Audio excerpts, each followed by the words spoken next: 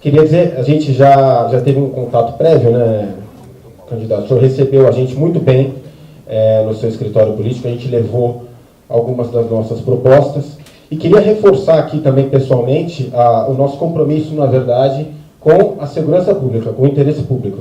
Nós representamos a classe dos delegados de polícia, representamos, de certa maneira, a Polícia Civil do Estado de São Paulo, mas a nossa preocupação e a nossa defesa é do interesse público. Nós defendemos a Polícia Civil e a Polícia Judiciária porque acreditamos verdadeiramente no fortalecimento da Polícia Judiciária como um instrumento fundamental para a melhoria da segurança pública no Estado de São Paulo.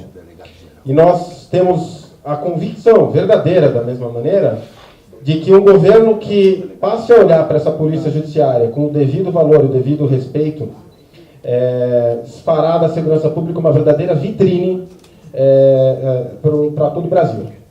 Segurança pública que já não senhora ocupa uma das principais pautas das agendas políticas nacionais. E a gente sabe que quando a segurança pública do Estado de São Paulo efetivamente for tratada de forma técnica, a gente vai ter aqui um excelente experimento, uma excelente vitrine. Então, sem mais delongas, queria só apresentar também a doutora Jaqueline, para dizer algumas palavras, representando os sindicatos delegados de polícia do Estado de São Paulo, e aí passar o microfone para o candidato, o microfone é todo seu. Bem, bom dia a todos, muito obrigado pela presença, muito grato pelo convite, Gustavo. Vou fazer uma breve introdução e depois, Gustavo, conforme você me sugeriu, perguntas e respostas, e já temos a primeira pergunta, aliás, feita pelo Kfouri, que pela experiência e vivência tem todo o direito de formular a primeira pergunta e ela será respondida. O que eu quero deixar muito claro para vocês, Jaqueline, é uma posição firme em relação ao tema de segurança pública. Eu não quero falar sobre o passado, porque se nós formos aqui ficar analisando o tempo passado, vamos deixar de investir no tempo futuro. Eu quero falar sobre o que vai acontecer com a segurança pública a partir de 1º de janeiro, havendo a nossa eleição, se Deus permitir que isso aconteça, a partir de 1º de janeiro, ao assumir o governo do Estado de São Paulo, nós vamos ter uma política de segurança pública séria e quero dizer a vocês o que tenho dito nas entrevistas. Não estou aqui acrescentando nada além do que eu tenho dito. Seremos duríssimos na política de segurança pública no Estado de São Paulo. E duríssimos mesmo. Eu tenho uma visão muito clara, eu sou um liberal por formação, mas tenho um princípio de disciplina. Talvez tenha tido ancestrais alemães que eu desconheço, mas muita firmeza, muita disciplina. E uma prática na segurança pública é disciplina, é obediência, é ter um comportamento adequado e seguir protocolo e agir. Ação. Não há titubeio em segurança pública, nem na Polícia Civil, nem na Polícia Militar. Há estratégia, há planejamento, evidentemente inteligência, mas há ação. E é isso que nós desejamos da polícia em São Paulo. E vou começar já respondendo a pergunta do Kfouri. Então, posso afirmar a vocês, em resposta ao Kfouri, e com esta resposta, eu não estou depreciando, diminuindo, menosprezando o Ministério Público. Nenhuma consideração diminutiva ao Ministério Público do Estado de São Paulo, nem ao Ministério Público Federal. Mas eu asseguro a vocês que à frente da Secretaria de Segurança Pública do Estado de São Paulo, nós teremos pessoas comprometidas e conhecedoras do sistema de segurança pública no país, e particularmente em São Paulo. E não teremos um promotor, nem uma promotora à frente dessa secretaria. Volto a repetir. Quero também dizer que nós precisamos e teremos, vamos aproveitar os concursos já existentes e, se necessário, fazer novos, porque gradualmente nós vamos recuperar o contingente da Polícia Civil. Por diferentes razões, repito, não quero aqui discutir o passado, mas houve um descontingenciamento da Polícia Civil e da Polícia Militar também, Jaqueline. Não é uma questão só da Polícia Civil, também da Polícia Militar. Aumentou a população e diminuiu o número de servidores na Polícia Civil em São Paulo e também da Polícia Militar. Então, se os concursos existentes, se a lei permitir, vamos aproveitar aqueles que já fizeram os concursos e gradualmente incorporar novos agentes na Polícia Civil. Então, esse é um compromisso e não é compromisso de campanha. Isso é um compromisso de gestão, de necessidade. Outro aspecto importante, também a questão salarial. Repito, sem discutir o passado, gradualmente nós vamos melhorar a condição salarial da Polícia Civil e da Polícia Militar também. Não é razoável que São Paulo, o estado mais importante economicamente do país, não ofereça salários condizentes com a estatura e a importância da sua Polícia Civil. Nós vamos fazer isso de maneira gradual, sem romper a política fiscal. O Estado de São Paulo tem uma política fiscal no azul, isso já vem historicamente, mas há algumas correções que têm que ser feitas. E é perfeitamente possível fazer isso sem romper a política fiscal, sem que o Estado entre no vermelho, como aconteceu com alguns estados vizinhos que, por circunstâncias, não conseguem pagar os salários em dia, não conseguem pagar fornecedores em dia e tem déficit fiscal. São Paulo não terá déficit fiscal, mas gradualmente vai, sim, melhorar a condição salarial daqueles que são servidores na Polícia Civil e também na Polícia Militar do Estado de São Paulo. Em relação às delegacias, eu tenho visitado muito. Ontem completei a 70ª visita, 70 visitas a 70 cidades do interior. Quero ver se consigo chegar até 90 visitas até o dia 6 de outubro. E tenho observado que muitas delegacias não se encontram dentro do padrão que deveriam oferecer aos servidores e à população, Ivan. É no duplo sentido. Primeiro, servidores públicos devem ter lugares adequados para trabalhar e condições adequadas de trabalho, com computadores, com softwares, com telefones, com rádios, com comunicadores, fisicamente com ambientes limpos, bem cuidados, bem pintados, com iluminação, funcionando bem. Não faz sentido delegacias em más condições. E vou mobilizar não só recursos do Estado, como, se necessário, recursos do setor privado. Quero também mencionar que vamos equipar as delegacias de forma adequada. Outro ponto, Elizabeth, que eu fico muito entristecido, é de ver delegacias sem os equipamentos de primeiro mundo. São equipamentos antigos, ultrapassados.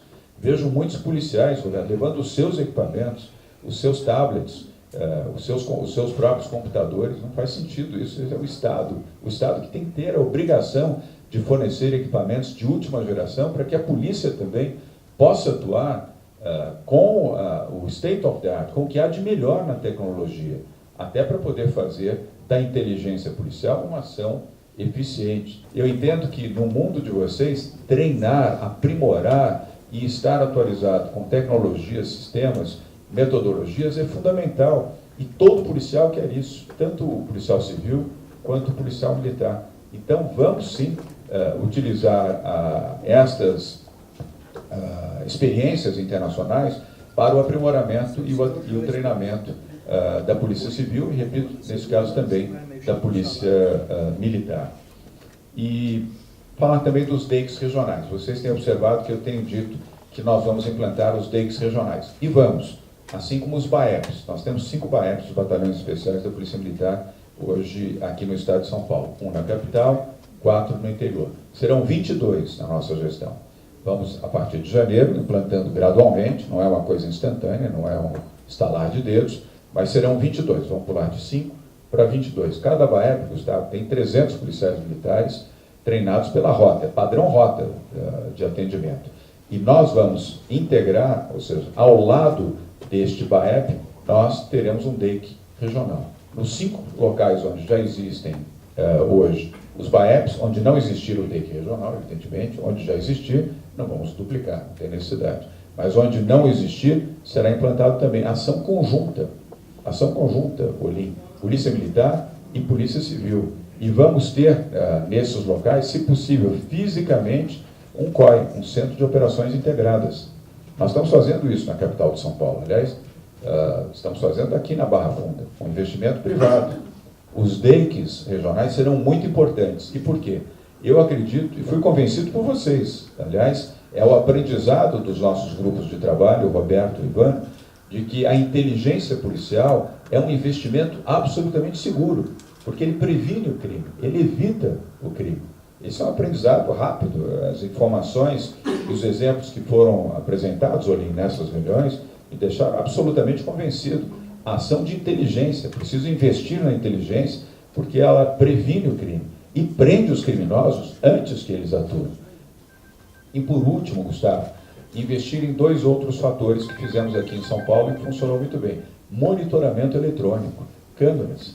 Bandido, isso vocês me ensinaram, bandido não gosta de câmera, porque a câmera criminaliza, evidente. A imagem, aqui a doutora Ivana, que é desembargadora, sabe disso. Um juiz, quando vê aquela imagem e ela é flagrante, criminaliza, sentencia, vai preso, porque é a imagem flagrante. Não precisa ter nem testemunho, a imagem é suficientemente clara para criminalizar. Então vamos investir no programa City Câmeras, que nós fizemos aqui em São Paulo, com grande sucesso, e foi um investimento privado, Gustavo, foram empresas que doaram câmeras, bancos, o comércio, o varejo, a associação comercial, empresas chinesas que eu visitei na China fizeram doações, e aqui, Grupo Telefônica, Claro, TIM, principalmente, doaram os links para poder...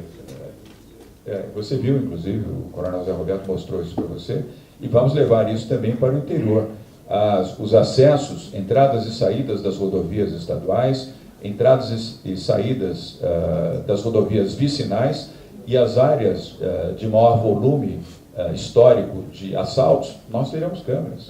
E vamos colocar as câmeras ali e com iluminação de LED nessas áreas também, para permitir que 24 horas por dia as câmeras estejam ali com OCR, que faz identificação, inclusive, de placa de automóvel, ou, em alguns casos, identificação facial, se for possível, evidentemente, você filmar e fixar a imagem do rosto de um assaltante. Então, esse é um aspecto.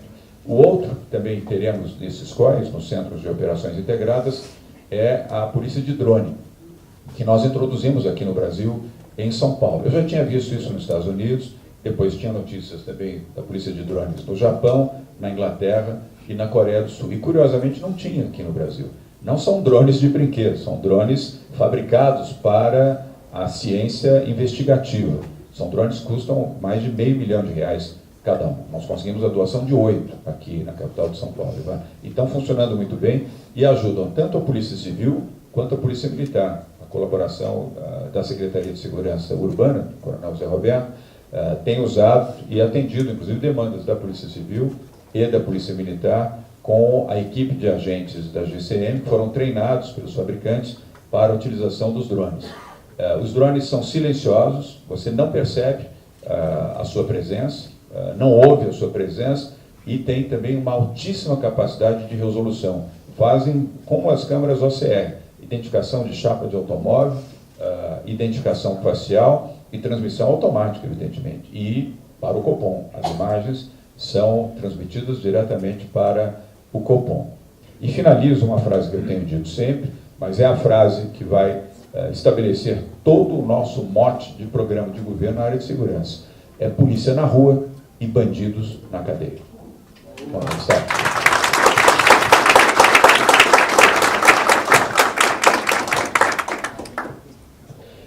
então, gostaria de passar para as perguntas aqui. Candidato, numa oportunidade, em uma entrevista, Vossa Excelência afirmou que não nivela por baixo. Hoje, o salário do delegado de polícia de São Paulo é comprovadamente o pior do país. Como o senhor pretende nivelá-lo? E a segunda pergunta é no mesmo sentido. Candidato, há na Assembleia Legislativa algumas PECs que visam equiparar os vencimentos de delegados de polícia com as demais carreiras jurídicas. Em especial, hoje, há uma PEC tramitando, a PEC 3, que ela, na verdade, não fala equiparação, ela usa como parâmetro o salário do defensor público, partindo até de um pressuposto axiológico de que quem prende deve ganhar o mesmo do que quem solta, né? E a PEC 3, né? A pergunta é se o senhor pretende, sabe que o Poder Executivo não assina, não depende do Poder Executivo, as PECs, mas se o senhor pretendia prestar o seu apoio político, né? A questão salarial, só gostaria de reafirmar, eu gosto sempre de fazer esse parênteses, né? A questão salarial do delegado de polícia do Estado de São Paulo, é claro que ela reflete sim o nosso bem-estar, a respeitabilidade da carreira. O salário ele deve estar ligado, ele está ligado ao nível de atribuições e responsabilidades que determinada carreira emprega. E esse é um aspecto, sem dúvida. Mas também um aspecto pragmático, pura e simplesmente, se a gente for analisar hoje a questão salarial delegado de polícia do Estado de São Paulo, ela é uma questão de Estado, realmente. Porque a pretexto de se fazer uma economia, na verdade, ela gera um prejuízo grande para o Estado. Se a gente pensar, hoje o Estado de São Paulo ele gasta na seleção e na formação de policiais, né? A seleção ela custa dinheiro, os concursos públicos custam dinheiro, e a formação também custa dinheiro, e comumente, frequentemente, logo após, a gente vê esses delegados de polícia, policiais civis em geral, deixando a carreira para outros estados. Então, fazendo feito esse parênteses, essa é a pergunta, a questão salarial, mais uma vez. Gustavo, eu já assumi esse compromisso aqui, antes mesmo da pergunta. Nós vamos melhorar a condição salarial. Isso é decisão, é deliberação, portanto faremos isso. Faremos, evidentemente, de forma responsável, cuidadosa, para não romper a política fiscal, mas faremos. E quero também, sobre as PECs, como se trata de um tema legislativo, eu prefiro não comentar. Mas, independentemente das PECs, a decisão nossa, ao assumir o governo, será de fazer a melhoria salarial. Portanto, a transparência total nesta decisão, independentemente das PECs que possam estar em debate na Assembleia Legislativa do Estado de São Paulo. E eu queria reafirmar também outro aspecto, o equipamento também da polícia. Eu falei de equipamentos de inteligência, mas quero falar também de equipamentos de combate. Vocês sabem que eu rompi uma regra nacional de que havia uma certa proibição ou limitação para a utilização de armas estrangeiras, de fabricação estrangeira aqui no Brasil. Pessoalmente conduzi esse processo, falando com o ministro da Defesa, falando com o comandante do Exército, o general Vilas Boas, e nós conseguimos que os agentes, os oficiais da Guarda Civil Metropolitana de São Paulo, hoje utilizam armas Glock, fabricadas na Áustria. Eu não entendo de armas, vocês entendem de arma, e sei que são as melhores armas do mundo, porque são as armas que a polícia americana utiliza. A polícia de Nova York, Los Angeles, Chicago, e mesmo a FBI, não é a única, mas são armas utilizadas pelas melhores polícias do mundo. Então, quero dizer a vocês o seguinte: os policiais, Polícia Civil e Polícia Militar, vão ter os melhores equipamentos de defesa e combate. O que tiver de melhor de colete à prova de bala no mundo é o que vai ter. Eu não quero saber se é nacional, se não é nacional, eu quero o melhor. Nós vamos nivelar por cima. Então, imagina, fazer defesa disso em prejuízo do ser humano. A gente pode, a arma que dá chabu, porque é feita no Brasil, é ótimo, mas é feita no Brasil. E quem paga a morte do policial? Como já aconteceu várias vezes, e vocês já me contaram, e também da Polícia Militar. Não há menor hipótese, quero afirmar a vocês aqui, que não há menor hipótese de, primeiro, vamos atuar com o governo federal, para não ter uma fronteira tão vulnerável como nós temos hoje no Brasil. Mas no momento da pronta resposta, Roberto, de enfrentamento, não há hipótese de bandido ter melhor armamento do que a Polícia de São Paulo. A Polícia de São Paulo terá os melhores armamentos do Brasil para defender a população, defender o patrimônio e defender a vida dos próprios policiais. Segunda pergunta, o Dr. Dario Elias Nassif pergunta: recentemente, no município de Guaratinguetá, foi criado o SECODE, Setor de Combate à Corrupção e Lavagem de Dinheiro. O que pensa o candidato sobre essa iniciativa, considerando que a investigação de crimes contra a administração pública e corrupção é muito incipiente em São Paulo? Eu explico uma breve explanação sobre a questão. De fato, a gente sabe que a Polícia Civil ela é a Polícia Judiciária Estadual, portanto, ela seria responsável pelos crimes pela investigação dos crimes de corrupção e lavagem de dinheiro em âmbito estadual, assim como é a Polícia Federal em âmbito federal, e a gente vê um excelente serviço hoje prestado pela Polícia Federal nesse aspecto. Em São Paulo, realmente, hoje, a gente, em vez de incentivar e fomentar a investigação desse tipo de crime, a gente restringe. Hoje, no município de São Paulo, há um decreto que restringe a investigação de crimes de corrupção praticados por agentes públicos a apenas uma delegacia de um departamento aqui, que é o DPPC. A ação de inteligência para estrangular a lavagem de dinheiro é ir no coração de facção criminosa. Então, terá o nosso irrestrito apoio, inclusive com equipamentos, tecnologia. E, de novo, lembra que eu me referia a referências internacionais? Estados Unidos, Inglaterra, Japão, Coreia do Sul, lá também tem facções criminosas. A Itália, facções criminosas tem no mundo inteiro. E há experiências bem-sucedidas que ainda não foram praticadas aqui. Vamos buscar essas experiências, treinar, além de trazer tecnologia na parte científica, para melhorar o desempenho da polícia. Contará, Nassif, com o nosso irrestrito apoio. Próxima pergunta, doutor Fernando David Melo Gonçalves. Pergunta se o candidato é favorável à criação de um fundo específico da Polícia Civil, a exemplo do FISP, que é o fundo hoje existente, de segurança pública, para estimular a recuperação de ativos subsidiada pela inteligência do laboratório de lavagem de dinheiro.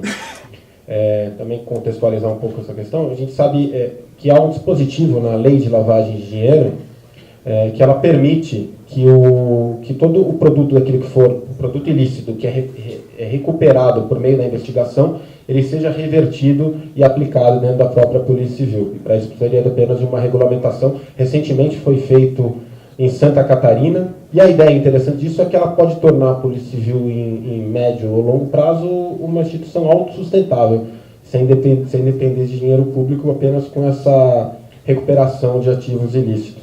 Eu só perguntava aqui ao Olim se isso dependia de alguma medida de ordem federal. Ele me disse que não, é de alçada do Executivo. Portanto, terá o nosso apoio. Fernando, onde você está? Terá o nosso apoio, irrestrito, imagina. Faz todo sentido isso, inclusive. Vamos, inclusive, para a reversão daquilo que a lei permitir. Evidentemente, eu não quero contrariar a lei. Se precisarmos mudar a lei, vamos trabalhar para mudá-la na Assembleia Legislativa e na Câmara Federal. Mas naquilo que for do Executivo, uma decisão por decreto, pode contar desde já com esse compromisso. A medida será adotada, sim. Quero fazer uma outra menção, Gustavo, quero me referir na introdução que fiz, mas uma decisão que nós já tomamos também.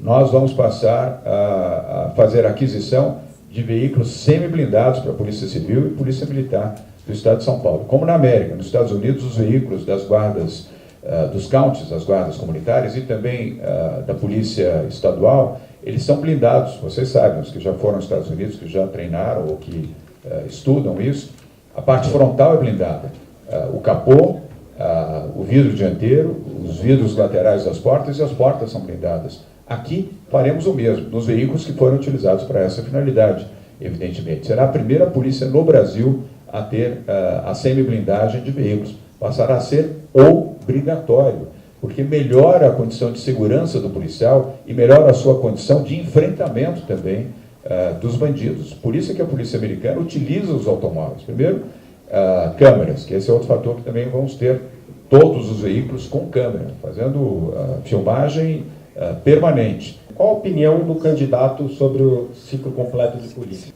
Esse é um assunto, olha, eu sou de tomar decisões, não fico em cima do muro. Mas esse é um tema que a gente tem que estudar bem e avaliar bem, para não precipitar nenhuma decisão equivocada de um lado ou de outro. Então, esse é um tema, já foi discutido no nosso grupo de trabalho, inclusive, mas nós temos que avançar um pouco mais nesse debate para avaliar isso de forma correta. Não é uma decisão que eu tenho formatado ainda. Mas nós não vamos fugir a ele, mas apenas temos que avançar um pouco mais na discussão. Esse grupo de trabalho continua. O nosso programa de governo está pronto, já foi entregue, foi registrado, inclusive, no Tribunal Regional Eleitoral, mas o grupo continua se reunindo, porque o objetivo é que ele permaneça, e, repito, se Deus permitir a nossa eleição, o grupo continue assessorando. Fizemos assim na Prefeitura de São Paulo, aliás. Os grupos de trabalho, na época da nossa campanha, eles não foram desfeitos. Se me permite, apenas emitir a nossa opinião breve a respeito. Nossa primeira objeção, nós somos contra o ciclo completo de polícia, a nossa primeira objeção é por ordem legal, efetivamente. Para a gente implantar o ciclo completo, que implica efetivamente em militar e investigando civil, a gente precisa mudar a lei, que está a Constituição Federal. E nós, como defensores, guardiões da lei, nós não podemos ser a favor de algo que vai contra a lei. E a segunda objeção é de ordem pragmática, realmente. Na verdade, um dos argumentos que se alega para evocar o ciclo completo é a demora no atendimento das ocorrências da Polícia Civil. Mas essa demora existe, talvez, não é por conta da falta de investimento adequado na Polícia Civil, ou seja, a gente não está querendo corrigir um problema criando um outro problema, combatendo os efeitos e não a causa, que é a falta de valorização e o investimento na Polícia Civil. Não estaríamos proporcionando o retrabalho, né, algo que já é atribuição de uma instituição que é feita para fazer essa atribuição, e dando a outra, né, hoje o policiamento ostensivo, que por si só também é deficiente, não estaria descoberto se tirarmos efetivo do policiamento ostensivo para fazer a investigação, que é a atividade que já há a Polícia Civil, que é a instituição que tem a atribuição legal para isso, né? Então a segunda questão é de ordem realmente pragmática e também sem considerar o temor que a gente tem em relação às garantias fundamentais do cidadão, né? Que deixaria de ser levado para uma delegacia de polícia, de ser atendido por um operador do direito, delegado é um operador de direito, que tem formação jurídica para isso, para defender, para guardar também os direitos do cidadão. Ele seria levado para um quartel, uma companhia de polícia militar, que me parece não é um local, sem qualquer preconceito, mas não é um local adequado para o cidadão ser conduzido. Gustavo, já ao final, nós vamos ficar aqui mais um pouco, mas já fora do debate, agradecer uma vez mais a confiança de vocês e as inúmeras contribuições que ao longo desses meses nós temos recebido. É prova de que a Polícia Civil quer melhorar, quer um patamar mais elevado, quer que essa faixa seja uma faixa mais elevada. E, pessoal, esse é meu compromisso. E eu quero que foi São Paulo com aquilo que há de mais moderno. São Paulo tem que ser uma cidade na sua capital, um estado global. Nós temos que ter o parâmetro do que é de melhor no mundo. Não é o melhor regional, é o melhor do mundo. Foi esse argumento que eu usei com o general Vilas Boas, quando falei, general, nós temos que ter as melhores armas do mundo aqui, não temos que ficar pensando pequeno em proteção nacional, nacionalista. Temos que ter e fazer isso de maneira consciente, buscando os melhores parâmetros internacionais. Sistema prisional não foi questionado aqui, mas nós vamos mudar. Já temos um bom sistema, mas pode melhorar? Pode. E vai melhorar? Vai. E qual é a nossa referência? É a referência americana. Na América, o sistema prisional funciona. Lá não entra celular. Lá bandido não transforma prisão em escritório de facção criminosa. Preso vai trabalhar. Não vai ficar ocioso dentro da prisão, vai trabalhar para a remissão da sua pena, para poder fazer uma poupança para si ou para a sua família e para pagar o custo. Porque não cabe ao cidadão honesto e decente, que está fora das prisões, porque não é bandido, é correto, Nico, pagar a estadia, a comida de um sujeito que atentou contra a sociedade. E muitas vezes mutilou e matou o cidadão. Ele vai pagar por isso. Enquanto ficar preso, vai pagar pelo seu tempo na prisão. Saidinha também acabou, não faz sentido nenhum isso. Saidinha do quê? O sujeito mata, comete um crime e vai passear no Dia dos Pais, vai velejar no Dia das Mães, paga o seu crime e depois de pagar o crime, volte à sua vida com todo o direito a ter restabelecido as suas condições. Enquanto isso, não tem moleza. Gostaria de agradecer imensamente, mais uma vez, a sua presença aqui, a sua disponibilidade, e dizer que a sua presença aqui, mais do que motivo de prestígio, é motivo de esperança para todos nós. É motivo de esperança para a Polícia Civil do Estado de São Paulo. A Polícia Civil do Estado de São Paulo pede socorro. A Polícia Civil do Estado de São Paulo faz muito hoje pela população, com pouco que tem. Mas nós pedimos, nos frustra saber que poderíamos saber muito mais, fazer muito mais pela população. Nos frustra ver São Paulo sendo berço do crescimento da maior organização criminosa do país e saber que isso ocorreu por conta da falta de valorização da polícia investigativa, da polícia de inteligência, que é quem tem capacidade para investigar a organização criminosa, ir atrás dos cabeças, investigar a lavagem de dinheiro, sufocar o oxigênio deles, ir no bolso. Então esse é o nosso maior desejo. O senhor conte conosco. As nossas ideias, as nossas propostas não são da associação dos delegados, não são da Polícia Civil, não é desse ou daquele grupo político, elas são de interesse público. Então elas estão à disposição do senhor para serem utilizadas. E o senhor saiba que a Polícia Civil, o policial civil, ele tem uma qualidade, o policial civil é leal. É leal. Nos dê esse voto de confiança. Dê à Polícia Civil uma chance de provar o seu valor e o policial civil jamais vai esquecer do senhor. Muito obrigado mais uma vez pela presença. Sucesso.